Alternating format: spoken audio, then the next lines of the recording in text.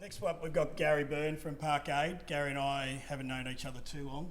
I think Gary was at Wilson just before I started at Wilson Parking, and then Gary had the pleasure of working with me at Melbourne Exhibitions Convention. Yeah, I don't know if I was probably...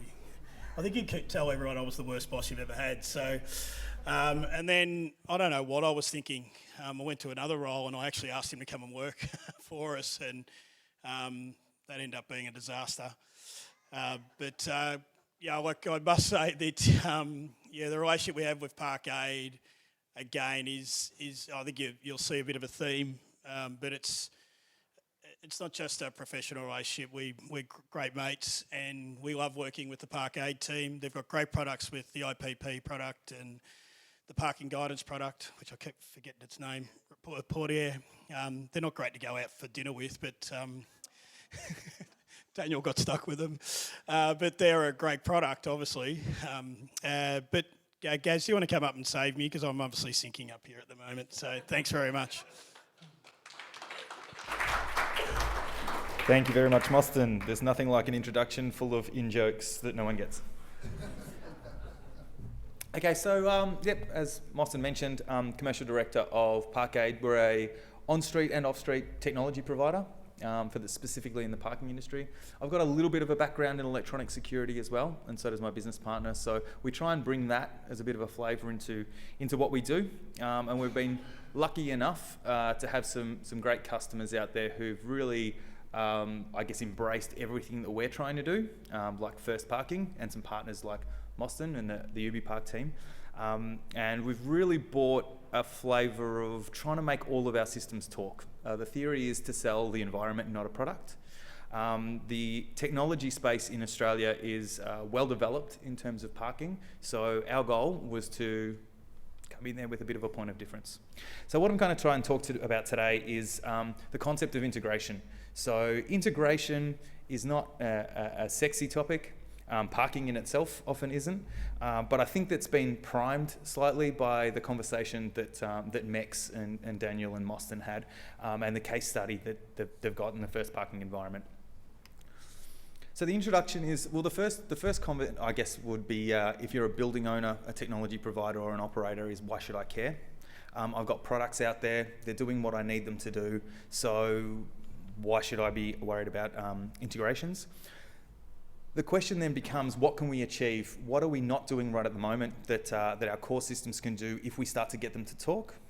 And you'll see a little bit later that I'm not talking about 3 systems only, a parking, a security and a building management system, but there's subsystems in there that all interact themselves, that when you can start to get the platforms to talk, well, all of a sudden we start to open up some really interesting benefits.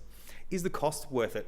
So there was a conversation before, a comment made by Daniel. I'm probably the only person who's not going to get him up on stage today. But it was, some of these integrations are costly. They take time.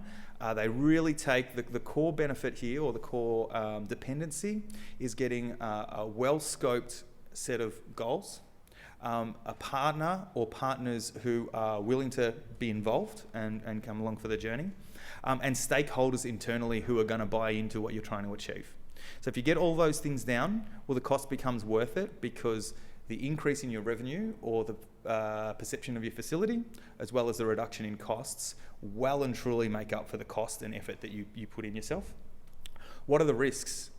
So obviously, if we move down this path and we have multiple systems, be it our security, our parking, our e-commerce, they're all talking, and we don't have the right partner, and they don't develop at the rate of everyone else, how are we going to be left behind?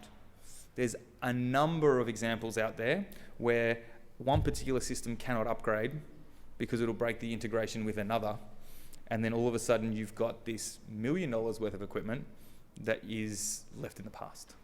So how do we mitigate those risks? How do we have those conversations? And how do we plan properly moving forward? And then, of course, what am I missing out if I don't do this? Okay, so what are the current challenges? The increased security risk. So There's a million stories out there. One that always jumps to mind for me is a casino that got hacked in the US because they went in through a thermostat in the aquarium. Right? So when you've got systems that are talking, are you opening up more holes because a contractor doesn't have the processes and policies that your top tier do, that your internal IT systems do, and then are you leaving yourself open to vulnerabilities? Disparate streams. So we do a lot of construction bidding, and we will often sit under the electrical scope. But then there's a security scope, and they've got a completely different set of goals. So when I'm trying to get to the table and say, hey, look at all these features that we can offer you, look at all the benefits and the operational savings we can, this guy doesn't care, because he's only looking after his own thing. And then you've got the BMS, and then you've got the ICN, and you've got all of these guys who are all looking after their own backyard. The solution, goal, and purpose. So if I'm going to talk to a security guy, the security guy knows access control, surveillance, and a few analytics. He knows them really, really well. When I try and use that data to say, hey, I want to give intelligence to my parking operator because they want to increase revenue, they don't see that. Moving into the security world and them saying, well, we've got a camera down in the corner, I can get to that tomorrow, and then trying to say to that same guy who wants to sell license plate recognition into a car park environment and saying, no, every minute that's down is costing someone money, that's a completely different conversation that they're not prepared for. So having all of those goals aligned is really important for even starting a conversation on integration. The internal stakeholder possessiveness. I don't know if you've ever discussed within a facility and tried to get security to run the car park. Doesn't happen. Trying to get a hotel, trying to get the concierge desk to run the car park when all those intercoms are going off when everyone's checking out. I can tell you what happens now, the gates get raised. Right? So all of those things, you need the internal stakeholders, all those people to buy in to what you're trying to achieve to get all of your systems on the same path. Engaging and knowledgeable partners. So are they interested? Do they know their own product and they want to keep their ecosystem closed, or are they willing to play well with others? If you don't have that, well then this is a dead end. And then finally, understanding the tangible benefits. So once you discover what you want to do, once you've got a concept and you start talking to your partners, do you understand what the goals are that you want to get out at the end? Is it the customer experience? Is it a reduction in your overheads? Is it an increase in revenue? So the overview of the systems, as I mentioned, the three very simple, header topics are parking system security and building management. But within that, we're obviously controlling the car park access. We're communicating the availability. Now that could be down to a bay level. It could be the precinct. It could be a single car park. But even now, it is getting more micro. So we're now starting to get down to specialty bays. So if we're talking about the EV conversation, if we want to start selling a premium product where we're charging people for EV charging, well, we need to identify those bays. We need to tell them that they're available. We need to upsell that product. So we need to communicate that to the precinct, to the app that people are making their bookings available on. Do we tell them how many bays are available? Are those systems talking before we start talking to the security and the building management? And then you've got the physical and digital payment. So while your pay stations are interacting, or your pre-bookings, the Ubi Park, is that taking your bay counts as well? Are you trying to get people to download 15 apps, or are you trying to make something all in one environment that is convenient and easy for the customer? Then you move into your physical security. So the surveillance in and of itself, back 5 years ago, it was always about protection, and analytics were nice to have. Now it's more about intelligence and what we can do with motion detection, with occupancy. In a post-COVID world, all of the CCTV cameras are coming out with object detection and occupancy estimation. How many people are in this room? Am I overfilling this room? Am I counting how many people are swiping in a business card, in a swipe card environment? How does that tie into my parking system? How do I get people one card that can get them through the building, nice and convenient, when they're hot desking, they're booking from home, they're booking their car park, but they're also building their desk because on Mondays and Wednesdays they come into the office, the rest of the day they're coming from home, so we need to maximise the efficiency in our office space. Access. once again, typing on the access from the swipe cards on entry and exit, but into rooms, into facilities. How do we lock that down? Do we have dual authentication, where we have the building access tied in with the license plate recognition to add additional security, those sort of systems tying together. And then the intelligence, all the data that comes behind it. But once we've got those two access methods of getting in and out of the facility, how does that tie into the building management? So your smart building platforms, this is a big theme of bringing everything under the one umbrella, but the fire systems. So if we've got a fire alarm, how does that lock down the building? How does that restrict access to people coming in, but also let them out? Because if we've got someone in a car park, we don't want to trap them. But on entry, we don't want to raise the gates because we don't want people continue to coming in when we've got an emergency. Lighting, HVAC, so air conditioning and the lighting. Once we know whether people are in an area, we can activate or deactivate what happens in that room. So when we're starting to talk about we want to maximise the efficiency and the costs within our building, well, you know what? Let's turn the lights off. If we know that someone swiped out of that room and then the last person in and they're not coming in, they traditionally don't come back in till 8 o'clock in the morning, why are we turning all these things on? Or why are we sending someone around to close these systems when people are around? So the benefits for operational efficiency. So this is a theme that runs through everything that we do, from ChatGPT to everything that we link our Microsoft platforms and our CRMs, and it's all about automation of standard tasks. So what can we do if we've got systems connecting? How do we stop ourselves doing manual tasks and, as Hitchy said before, do less work for maximum result? Real-time data.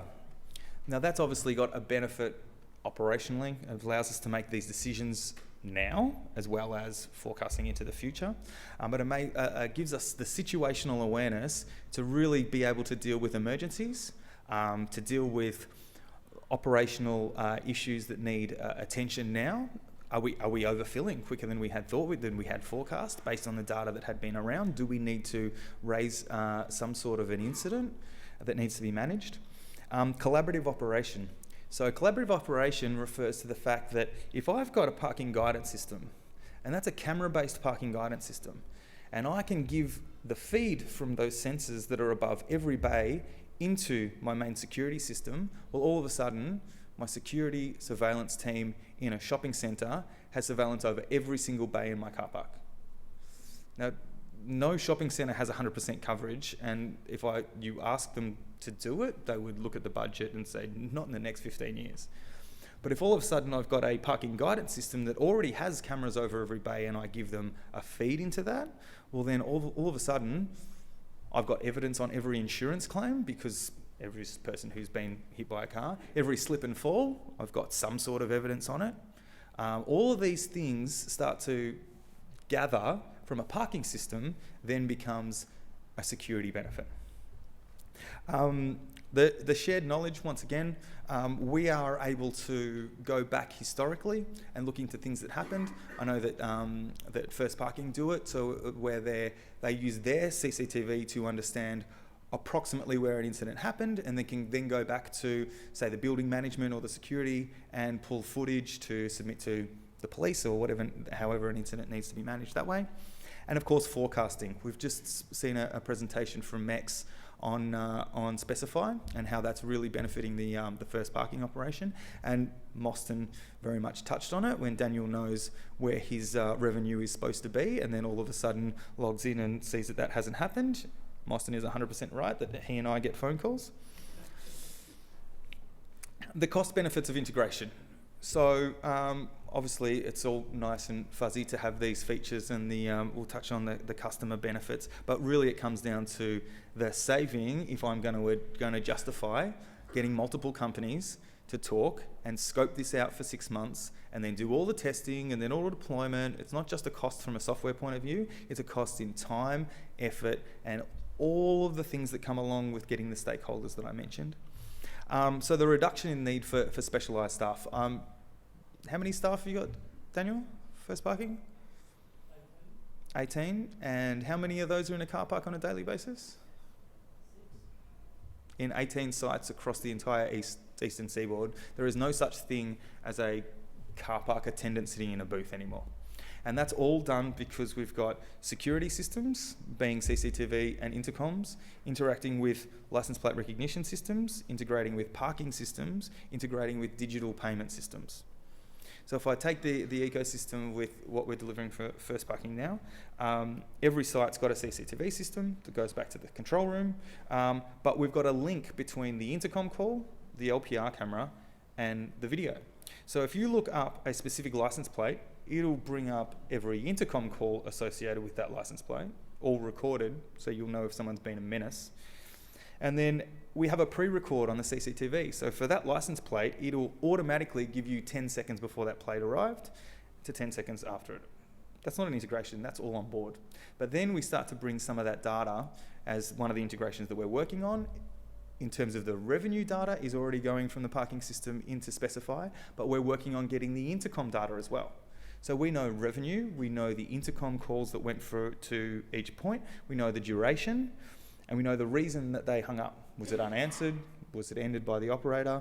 And then once you tie the revenue back to certain points, you can identify issues, which lends to the leakage identification, also known as Daniel calling Gary at inappropriate hours. But if there's leakage identification, because you have a trend and you have ongoing data that is coming from multiple sources, well, you can see when that drops for whatever reason. Labour cost reduction, pretty self-explanatory. And the facility running costs. So when we start to talk about the building management system, talking to the security system, talking to the parking system, and we're reducing lights, we're reducing the HVAC, we're reducing air conditioning, we're starting to reduce things that are underutilised, well, all of a sudden there's an ongoing cost saving that occurs to us over the journey. The benefits from an enhanced security. So security, in this application is both cyber and physical. The increased security from a cyber point of view is, funnily enough, I've not found a program that accidentally clicks on spam emails yet. Luckily, I don't have one. But when you talk about you're limiting the human error element, you are automating a bunch of these processes, you're getting systems to talk, as well as the efficiency, you're minimising the points of failure. From a physical security point of view, once again, we're offering that intelligence to the people who are specialised in that field, not just from the security system, but for other platforms and other systems in that area.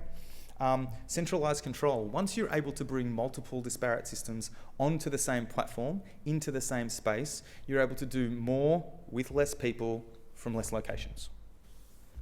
Pretty simple. National control rooms. Big thing that Daniel's got one. Everyone who's running on multiple site scaling their systems to multiple site configurations, wants to run it from a central location, but doesn't want to miss any of the intelligence that they had from having someone standing at the gate. The IT management, once again, points of failure. You get to bring all this under one umbrella and removing the human failures. Okay, so the benefits of integration for the user. Now, these are terms that have been the, I'm not going to say bane of my existence, but a common thread over the last 5 years. Seamless and frictionless. That could be in a ticketless environment. That could be moving to a digital platform and offering alternative methods, alternative credentials, whether it be QR, just less points of contact with pieces of technology as a member of the public. If I've booked somewhere and it's entered my plate, I don't have to touch the parking system. I'm just in, I'm out. I just have to know that I've got that space available and I know how to get there. The reduced trip anxiety. When you're coming to Marvel Stadium is a prime example, high volume, high turnover, event-driven facilities, the anxiety from, do I need to turn up 2 hours early? Am I going to get a spot if I just turn up? Or by booking this, am I going to reduce my trip anxiety? Reduced journey frustration. This often comes about when I am a destination, once again in a high volume, high turnover facility, if I'm, only because we've got someone here in the room that made it jump to my mind, but if you're a casino and someone's driving in and spends an hour looking for a parking spot and the majority of their money is not coming from the parking, it's coming from the gaming floor, if I'm not in a happy state, when I move on to the game floor, I'm just going to kind of want to get in and get out. I'm not going to take advantage of the restaurants. I'm not going to do any of that stuff. Same with the retail environment. If I spend an hour trying to find a parking spot, I'm going in there to get the bare necessities that I need to get in and get out because I'm already over this day. Whereas if not, then I can enjoy my time and the positive perception of your asset. Real-time analytics, skip over this one because Mex did a really good presentation on that. But basically increasing the situational awareness and the forecasting, understanding how using our trend analysis, how can we predict the future? Scalability, once again, it really comes down to how do we use the assets that we've got now to make sure that we don't have to replace them because we've outgrown them. Take advantage of what we've got. Don't be limited by the functions availability from your current provider. If you can work on with specialists in that field, if they're willing to be open to a conversation, well then we can come along for a journey and increase the value of your solution, but also the longevity and the scale of it. Data warehousing is huge, and Mex touched on it then. We don't know what we're going to want to know. So being able to keep that data, if you bring Specify in 18 months' time, you didn't know you needed all this intelligence a year and a half ago, but being able to feed that into an engine, be able to give that intelligence a purpose in the future is of massive importance. And once again, future-proofing. Bringing information from different sources, different origins, and were built for different purposes into a single platform can offer a great range of benefits. Two quick case studies. I won't go into the details on the actual site, but the reasons that these came about. So one large shopping centre went to market for a new parking system, and new players on the market, the small guys. They went out to the usual suspects, and we came in knowing that they had an upgrade on the way to a large enterprise level security system that we happen to know really well. So our pitch to them was not so much about look at all the bells and whistles of our parking system, it's look at what our parking system can do and how it can leverage what you're about to put in. All of a sudden we can get the license plate recognition from the car park into your major security system, which is going to go into your national control room. The intercom points, we can follow that on. The LPR cameras can become an extra CCTV camera into your major stream. So all of a sudden, I'm giving you 36 extra cameras for nothing. So once you start to put that into the other stakeholders in this shopping centre, the ones who don't care about the car park, but they look after the facility, they look after the security department, and you're adding these tangible benefits to them, well, all of a sudden the argument becomes a lot easier to take. The second one was a CBD development that happened a couple of weeks ago that really jumped into my mind because they reached out to us looking for a loading dock solution. 2 bays, 2 LPR cameras, 2 QR scanners. I'm like, this is great. This is like 40 grand. Let's work to this. Then I got hold of the documents and looked through the entire construction spec, and there was a 10-page parking system specification.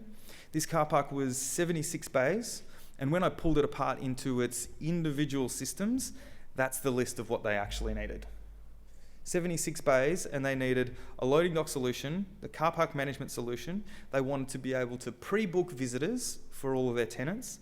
They wanted a staff payment system to make sure that the whole site was cashless and had no payment available at all. Everything had to be done in the background. They wanted security intelligence because they wanted everything to feed back into the security control room. They wanted parking guidance, 76 bays. They wanted a full parking guidance system with camera visibility, with the ability to monitor and manage the EV bays so that they could be booked as well. And they wanted to manage the EV bays for 76 bays, and they asked for a 2-camera loading dock system. So when you start to get into that and you start to go, guys, this is all possible, but this is 6 different integrations of different parties that all need to talk to each other. So they didn't know what they wanted and the effects of it. So now we need to get the stakeholders involved to understand what they're trying to achieve. And then we need to bring these people together to make sure we're delivering something that is valuable to the customer for now and for the future for their scalability. This is just really quickly touching on this. This is summarising everything that we've done, everything that I've mentioned, but it's really how do we return on the effort and return on the investment, and it's really that revenue maximisation. If we can get cars in and out quicker, if we can have them booking you offer a premium service, if we can make yourself a destination from a car park point of view, obviously your revenue gets maximised, and you can also maximise the usage. A parking guidance system gets its most benefit when your car park is over 90% full. If you've got a parking guidance system in a 300 bay car park, but your car park never gets over 150 bays full, well, people start ignoring the signs. They don't care. But if they've only got 5 bays available every time they go, well, they're going to follow those lights. If that's also tied into your booking, tied into your parking system, well, that becomes valuable information. Running cost reduction, we've touched on that about the lights and the HVAC and things like that with your fire systems. Customer and tenant loyalty, so the positive vibes of your asset, the positive perception of what you're doing and the efficiency of it is going to make you the destination when there are options. Having a loyalty system such as Ubi Park across multiple facilities for a single owner makes you the destination. So what you want to think about in terms of that. So the conclusions, I guess, and the next steps, a couple of points I thought at the end. The system integration is a great way to increase the value and perception of your asset while reducing the cost. That's what the entire presentation was getting at. But the integration itself depends on the clear set of goals and the right partners. So what are you trying to achieve? How are we going to get there? What are the end results, whether it be increased revenue, customer experience, all that sort of stuff? And have you got people who are going to come along for the journey? Not all technology is created equal. Going in and running a tender on costs, running a project on cost, and using that CapEx price while not thinking of where you want to go is running into a dead end. You're going to get something that'll keep you in the same position for the next 10 years until that asset is done, till that asset is written off, and until it's time to go out to market again. Can your technology grow with your needs? Exactly that. And speak to your currently tech partners for ideas. It's almost a loaded question, because if you speak to them about ideas and all they offer you is their own products, well, then they might not be the right partner for you. If they don't have any ideas, well, then they might not be the right partner for you. Because it comes down to, it's something that it's common amongst our parking network, is if we don't sell it, we probably know someone who does. So if you come to me and I don't have the right product for you and what you're trying to achieve, I'm probably going to recommend Oracan or Ubi Park or Ideas or Specify or a bunch of people who are in this room who've all got amazing products who offer independent value adds. And I think that's it. That's me. Thanks, Gary. I think what we're seeing also is, especially in the commercial property space and with security being so important at the moment, that companies like Charter Hall and Dexus and Lendlease are demanding you actually integrate in with the security system, the access control system. So that could be a Genetec or an Infinity or an Integrity, a Gallagher of the likes, and that must be the single source of truth of opening 100%. a gate or anything else that get into the building. So it also helps future-proof, I think, is probably the other thing. So if you're integrated in and then you replace the system with another security system or another barrier gate system, it'll integrate into the next system. So it's actually a future-proof. Have we got any questions for Gary? Gary will be around for a beer anyway. We probably won't be able to get rid of him. And so I'm sure if you're hanging around, you'll answer any questions you have. Thanks, mate. I really appreciate it.